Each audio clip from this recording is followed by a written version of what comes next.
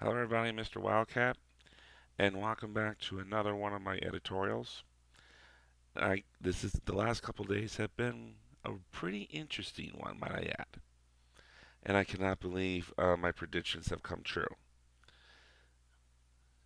The worst case scenario that could have happened has actually happened.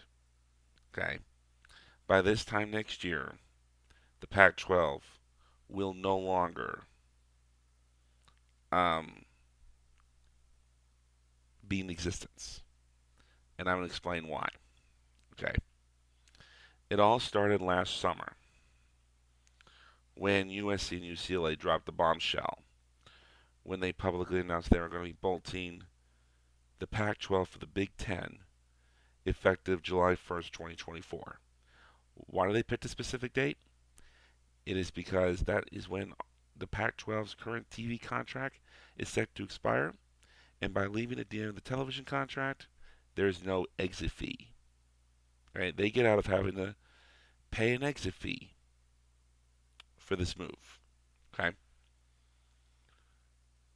So you're probably wondering, like, why would USC and UCLA want to bolt? Well, a lot of it has to do with the lack of leadership that the Pac 12 has administered since expanding from 10 to 12 schools over a decade ago. Okay?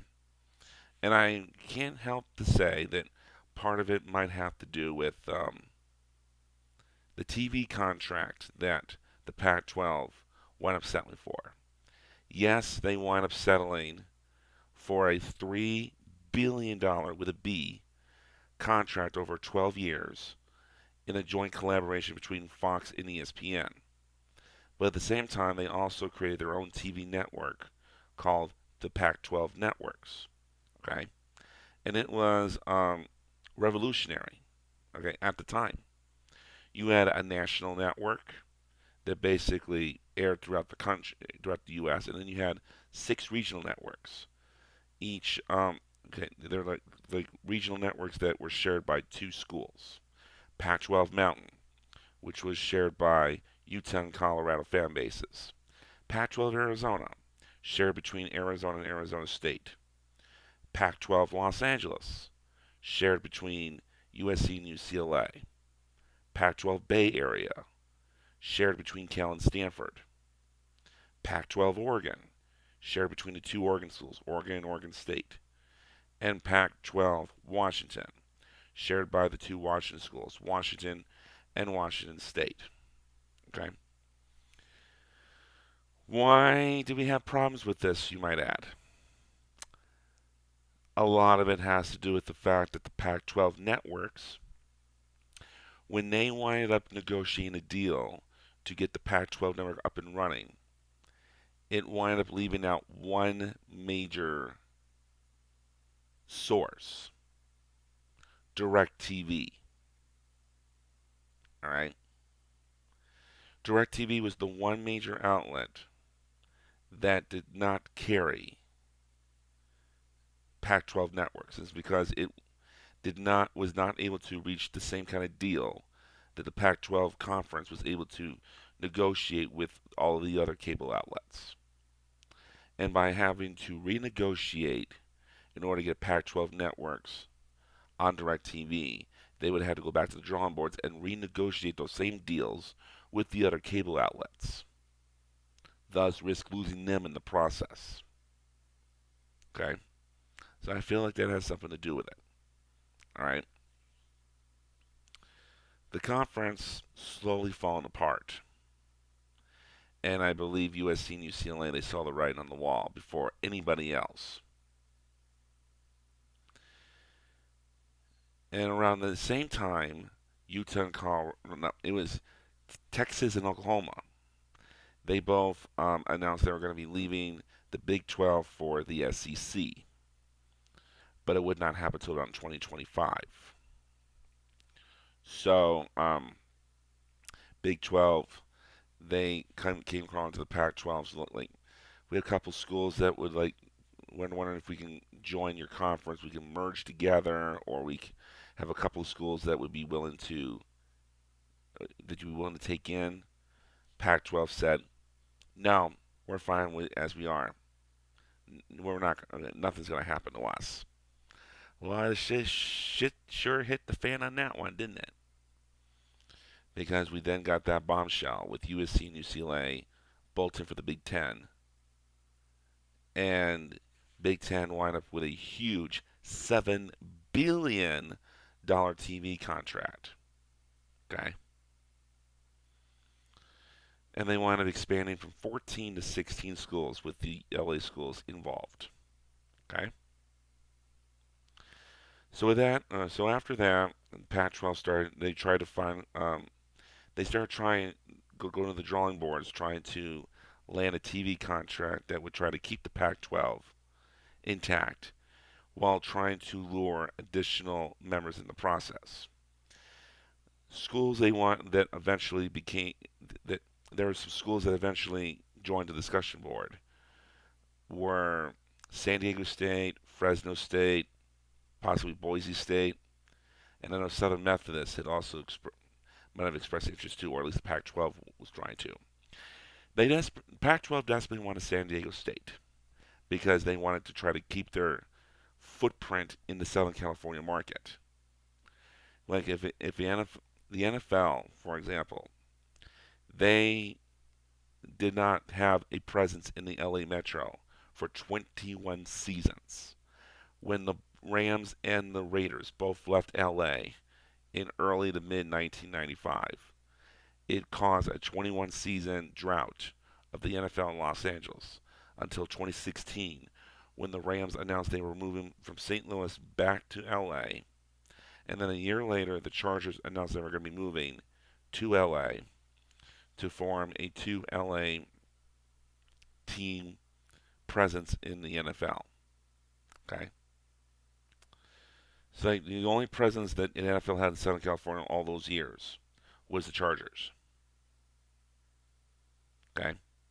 Kind of same thing in the Pac-12. They were going to be losing the Southern California presence, and they were trying to keep it in there. So they tried to lure like Fresno State and San Diego State. And San Diego State's the only one that actually got off the ground.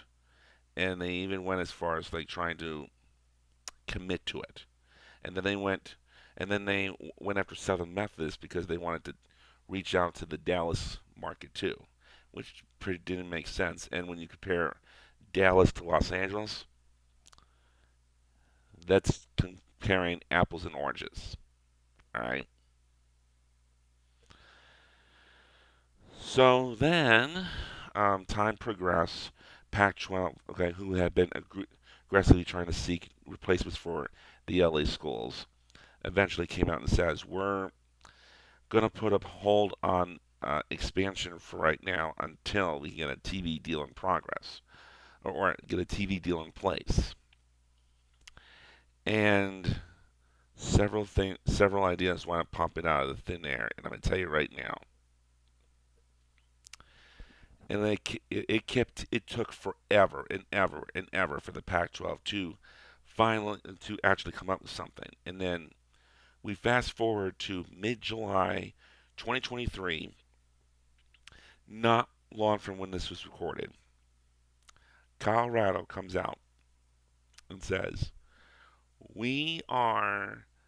Wait, they went to the Pac-12 and says, "Where is this fucking TV contract that you are desperately trying to leash on us? We are running out of patience." Okay? And Patrick said, "Oh, it's coming, it's coming, it's coming. And it's going to be very competitive, believe me." Colorado had enough. They said, "We're sick and tired of waiting. We don't have patience anymore. Big 12 is knocking on our door, begging for us to come back to the conference we helped create. And if you're going to sit here and play these macho head games with your heads cut off running around the floor, we're not going to have any choice but to get up and leave." So what was the Pac-12 went down to Pac-10 when the LA schools committed elsewhere. and then Colorado committed to the Big 12, taking us down to the Pac-9. Okay, and with the Big 12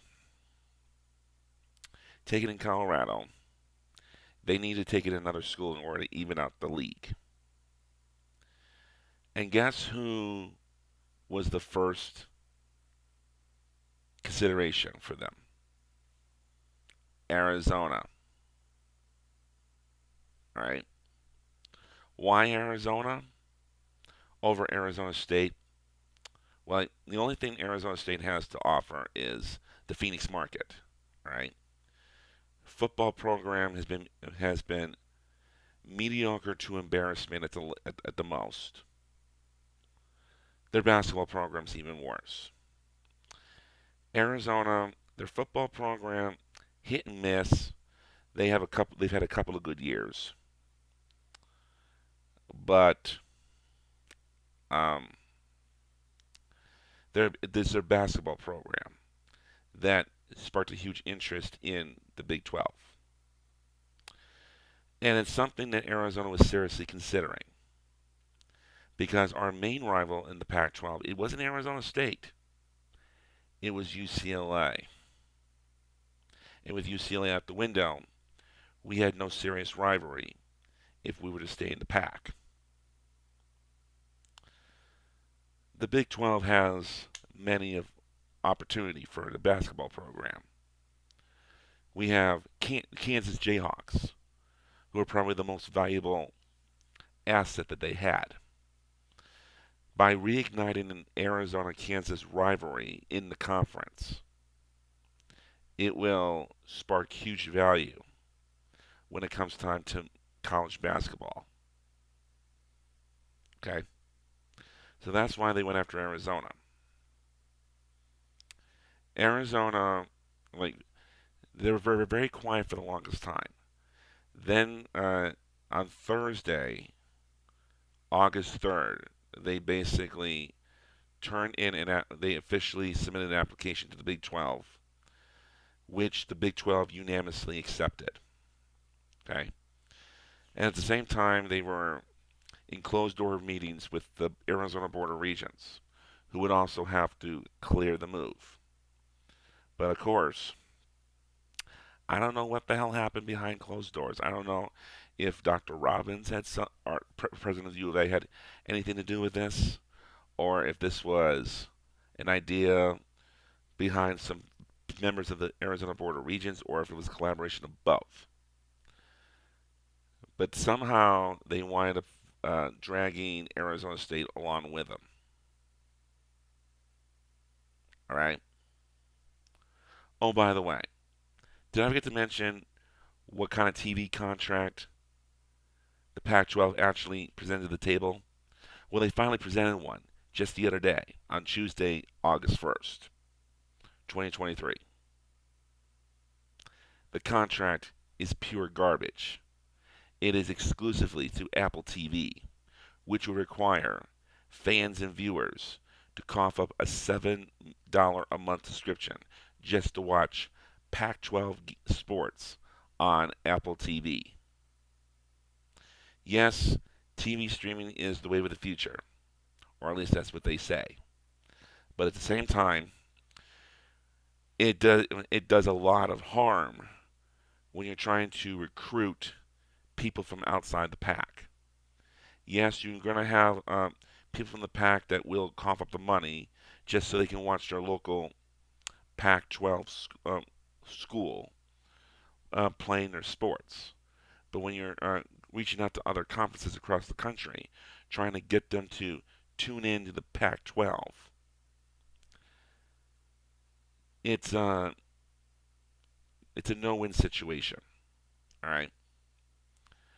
And mind, I also add that with this Apple TV deal, there is no ESPN, there is no Fox, no NBC, CBS, no Bailey Sports Network, none of that shit.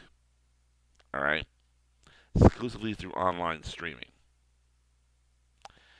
and depending on the best that the schools were willing to get out of this deal was 18 to 20 million a year. Okay. Pac-12, Big 12, they came knocking on both Colorado and Arizona's doors, both of whom were offered at over $31 million a year to jump to the Big 12. All right. So Arizona behind closed doors, they wind up. Well, they had to convince that this was a good move for the Arizona Wildcats. And while negotiating a deal with the Arizona Board of Regents to allow the Wildcats to leave, my predictions on this came true as well.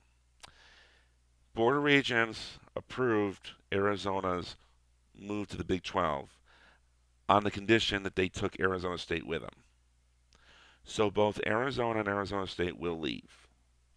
And with it being an odd number of schools in the Big 12, they went after Utah as well.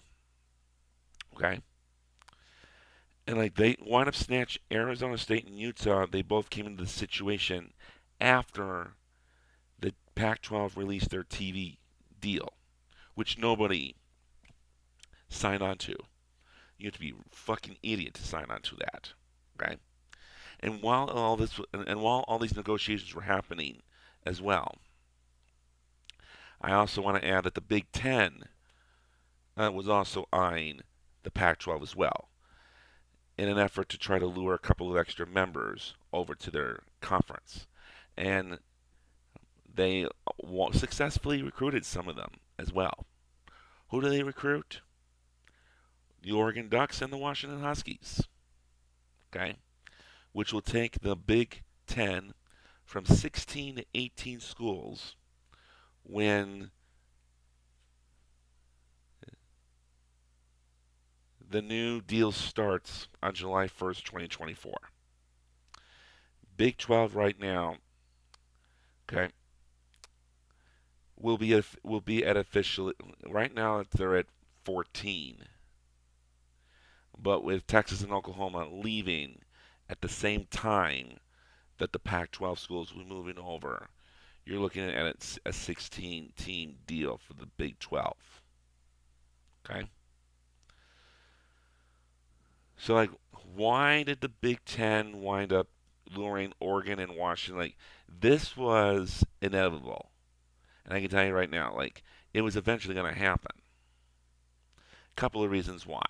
Number one, they knew the Pac-12 was sinking, and they took the opportunity, and with the mountain schools luring, bolting to the Big 12, they said, Pac-12's dead. Let's grab whoever else we can do. And I know USC is extremely pissed off with Oregon joining, but the whole point of Oregon and Washington joining the conference, or at least from my perspective, it gives USC and UCLA two extra opponents on the West Coast. It helps them save travel time from like it keeps them from having to travel to Maryland or Rutgers on a yearly basis, like every other year. Might I add? Okay, so like Rutgers is in New Jersey, and in Maryland, like Big Ten is a coast to coast conference, or at least they're going to become the first coast to coast, with schools with Washington, Oregon, and the Southern California schools um, on the West Coast, and going all the way as far east is to Rutgers and Maryland. Okay, and of course they recently came out with with a scheduling format for when the new um, for when the new members are going to start. But now that they've recruited Oregon and Washington, they're going to have to redraw the lines. Okay, it's going to be interesting seeing how this turns out. Okay, who's left in the pack? That leaves us down to four: Cal, Stanford, Washington State, and Oregon State. Okay, Washington State and Oregon State will likely settle. Wait, The Pac-12 is dead. At this point, there's no recovering from this. With only 4 members left, how the hell are you going to be able to recruit? Washington State and Oregon State will both wind up settling for either the Mountain West or the Western Athletic Conference. Probably the WAC. It makes more sense for them. Cal and Stanford, on the other hand, are toss-ups. All right.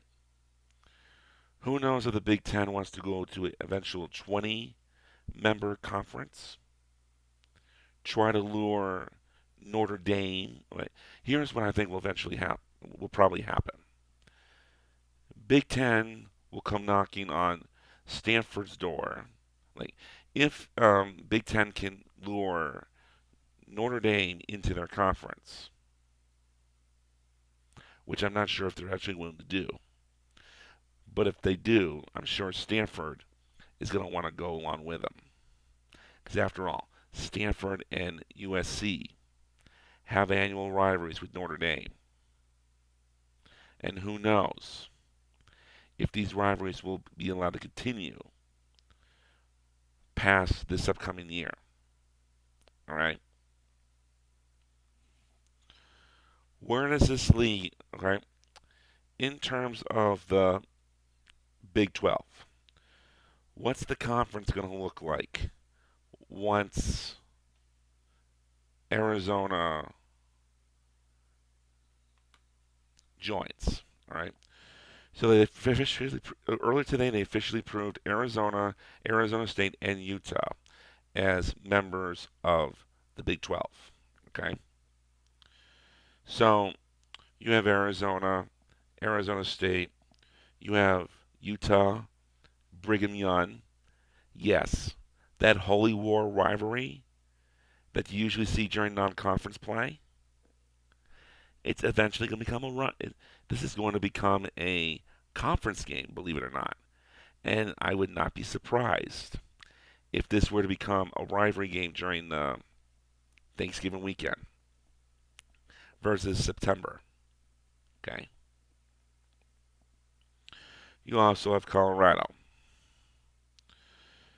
You have Kansas and Kansas State, Texas Tech, Texas Christian, Baylor, Houston, Oklahoma State, Iowa State, Cincinnati, West Virginia, Central Florida.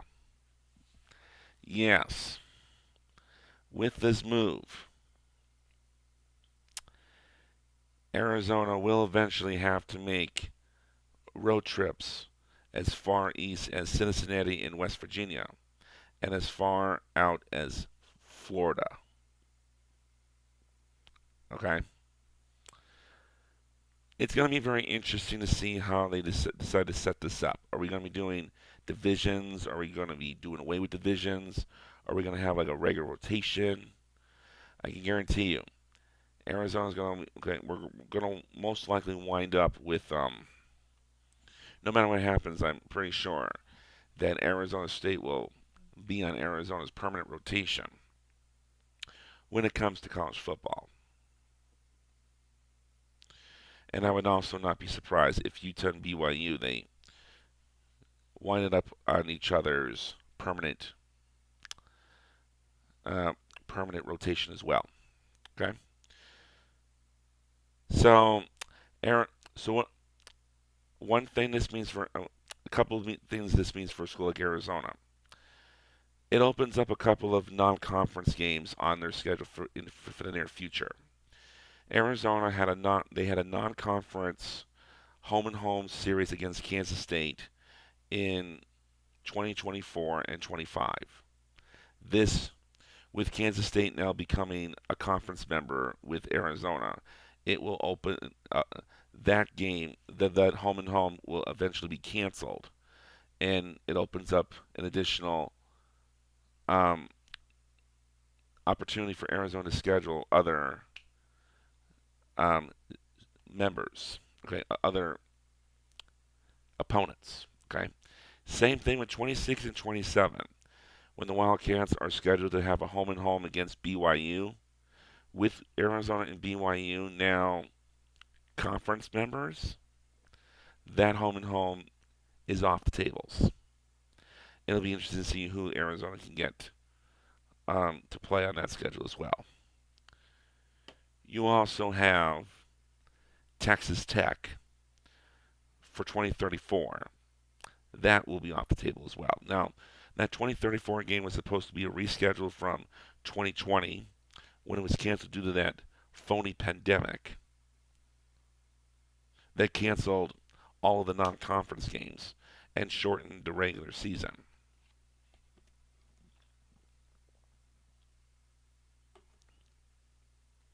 So with Arizona now being conference members with Texas Tech, that's going to be interesting for us.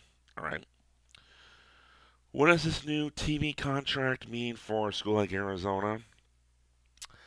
At the very least, it is a $2.28 billion deal with both ESPN and Fox over a 6-year period. Starts in 2024, 24, 25, 26, 27, 28. Through the end of, okay, that will pretty much take us through, okay, 25, 25, 26, 26, 27.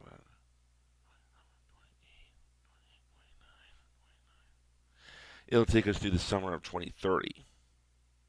All right. And it'll be interesting to see how the TV contract turns out after that. Okay. Will the Big 12 create a TV network like the Pac-12? Highly doubt it. Especially when the Pac-12 blundered their deal with DirecTV. Okay. Then one question that does lure out is like, will every single game be televised on television? Okay. That was the one good thing about this TV contract that the Pac-12 had over the past 12 years. It allowed every single game to be televised. Fox and ESPN both had first preference. Whatever games did not get picked up by either network got picked up automatically by the Pac-12 networks. So it'll be interesting to see how that turns out. Okay, we have some very interesting. It's going to be very interesting. All right, and only time will tell. So I do invite you to join me in the near future, where Mr. Wildcat will not only pay tribute to the Arizona's time in the Pac-12, that will probably come out um, sometime next spring when before we move to the Big 12. We're also going to be looking at like any further updates that are going to be coming out. Okay, and when they do, you will be the first to know. But for the time being, this upcoming year will remain intact as it is, and I invite you to join me when the Arizona Wildcats will be playing their final tribute to the Pac-12 in what will be the Pac-12's final season in college football. And all of our conference members that we like, most of them, not all of them, but a majority of them, will be playing for the last time.